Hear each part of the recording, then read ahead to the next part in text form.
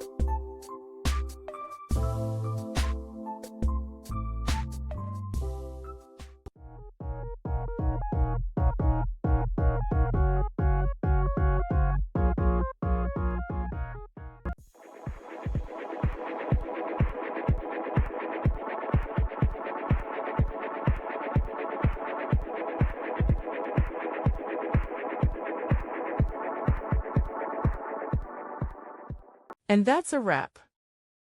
I hope you found the answer you were looking for. If you did, take a second to hit that subscribe button. It really helps out. And let me know in the comments which solution worked best for you. See you next time in the debug zone.